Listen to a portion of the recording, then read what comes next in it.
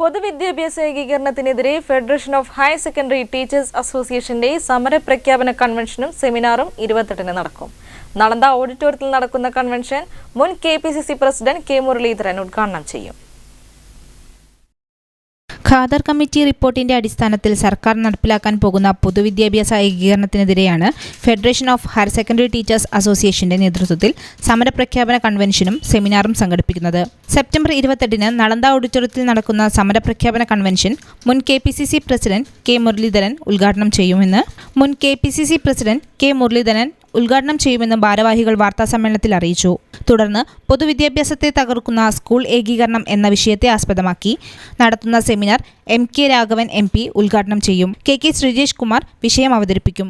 HSTA, HSSTA, KHSTU, KHSTA എന്ന് പറയുന്ന 4 സംഘടനകളുടെ ഒരു ഫെഡറേഷനാണ്. നിങ്ങൾക്കറിയാം, 1990-ലാണ് കേരളത്തിൽ ആദ്യമായിട്ട് ഹയർ സെക്കൻഡറി ബാച്ച് ആരംഭിക്കുന്നത്. തുടർന്ന് 98-ൽ വ്യാപകമാവുകയും 2002-ലോടെ പൂർണ്ണമായിട്ടും പ്രീ ഡിഗ്രി ഡീലിംഗ് ചെയ്യുകയും ഹയർ സെക്കൻഡറി വിദ്യാഭ്യാസം വ്യാപകമാവുകയും ചെയ്തു.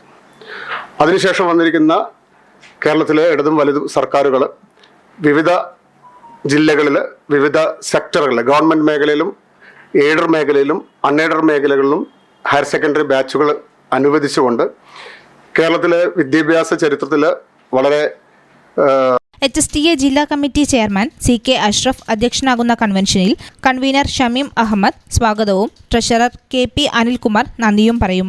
FHSTA സംസ്ഥാന കമ്മിറ്റി ചെയർമാൻ R. അരുൺകുമാർ മുഖ്യപ്രഭാഷണം നടത്തും. സംസ്ഥാന ഭാരവാഹികളും ജില്ലാ ഭാരവാഹികളും കൺവെൻഷന്റെ ഭാഗമാകും. വാർത്താസമ്മേളനത്തിൽ chairman CK Ashraf, vice chairman Sebastian John, treasurer M. Riyas എന്നിവർ സംബന്ധിച്ചു. News bureau, Kozhikode.